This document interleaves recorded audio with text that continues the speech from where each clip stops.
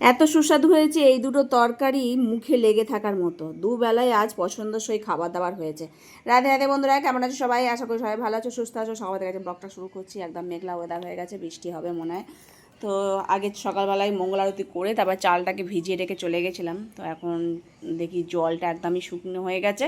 তো আবার একটু জল দিলাম। এখন মঙ্গল আরতি যে থালা বাসনগুলো পড়েছে, তো প্রদীপ, সেগুলো সব ধুয়ে নিচ্ছি, নিয়ে তারপরে রান্না বসাবো। এই যে এদিকে বৃষ্টি আর হাওয়া শুরু হয়ে গেছে, তো একটু ওয়েদারটা ঠান্ডা হবে, বাঁচা যাবে তাহলে। নইলে যা গরম পড়ছে। জল বসিয়ে দিয়েছিলাম, এখানে চালটা ধুয়ে তুলে দিলাম। তো আজকে আর ডাল করব না, আজকে দুরকম টেস্টি তরকারি করব। তার জন্য কিছুটা বানিয়ে রেখেছি সবজি কালকেই। কচুরলতি এখন ফ্রিজ থেকে বার করে নিলাম, সেটাকে এখন ধুয়ে নেব। কচুরলতি হবে নারকেল দিয়ে, নারকেলও আছে আধখানা, তো সেটা দিয়ে আজকে করব। আর তার সাথে নারকেল দিয়ে আবার আলু পটলের সবজি হবে। সবার প্রথমে কালো জিরে ফোড়ন দিয়ে বেশি করে কাঁচা লঙ্কা চিড়ে সেটা দিয়ে দিলাম। এখন কচুরলতিটাকে ধুয়ে এখন এর মধ্যে দিয়ে দিয়েছি, নুন হলুদ দেওয়া হয়ে গেছে।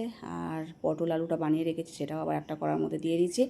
পটলটাকে ভেজে নিলাম, আর এদিকে মশলা করে নিয়েছি। জিরে আদা বাটা দিচ্ছি, এখন তো সর্ষে পাওয়া যাবে না, তাই জন্যই কচুরলতিতে জিরে আদা বাটা দিলেও খুব সুস্বাদু হয়। নারকেলটা দিয়ে দিলাম, মশলাটাকে ভাজা ভাজা করে নিয়ে তারপর জল হালকা দিয়েছিলাম।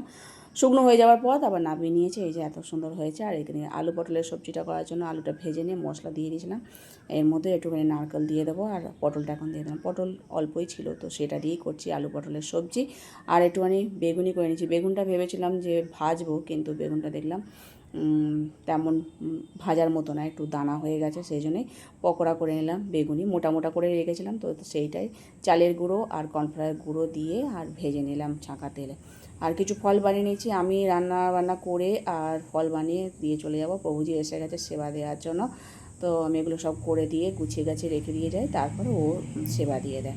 তো সেবা দিয়ে দিয়েছে। দেখো এখানে জাম ছিল, লিচু, আম, তার সাথে চুলতি আর আলু পটলের সবজি, তার সাথে পকোড়া আর শশা লেবু লবণ দিয়ে ভগবানকে সেবা দিয়েছিলাম। ওকে আগে দিয়ে দিয়েছি, ও বললো কলেজে যাবে তাড়াতাড়ি করে, তাই ওকে দিয়ে আরবার প্রভুজিকে দিয়েছি। তারপর আমি নিয়ে প্রসাদ সত্যি এত টেস্টি হয়েছে এই দুরকম তরকারি। নারকেল পড়েছে তো আরও বেশি ভালো লাগছে। আর তারপরে খাওয়া দাওয়ার পর প্রভুজি কাজে চলে গেছে, আমিও ঘর সংসারে কাজকর্ম সারছি। মেঘলা মেঘলা ওয়েদার হয়েই আছে, বৃষ্টি তেমন জোরে হচ্ছে না, গুমোট করে আছে। যাই হোক, ঘরদোর পরিষ্কার করে নিয়ে স্নান করে নিয়েছি। প্রভুজি আবার অফিস থেকে আসার পর আমি আর ও প্রসাদ পাচ্ছি। জয়িতা ও তো কলেজে গেছে, ও সেই আস্তে আস্তে বিকেল হয়ে যাবে। তো আবার প্রসাদ পাচ্ছি, একটু পাঁপড় ভেজে নিয়েছিলাম। আর এটা হলো রাত্রিবেলা, সন্ধ্যা আরতি করার পর রাত্রিবেলা একটু আটা মাখছি। প্রভুজি অফিস থেকে আসার সময় একটু মিষ্টি নিয়ে এসেছিলো, আর আম আছে, শসা আছে। আর এমন কিছু করবো না, মিষ্টি যেহেতু নিয়ে এসে অল্প করে রুটি করছি, আর অন্য ছিল, তাই জন্যই ঢ্যাঁড়স আলু ভাজছি।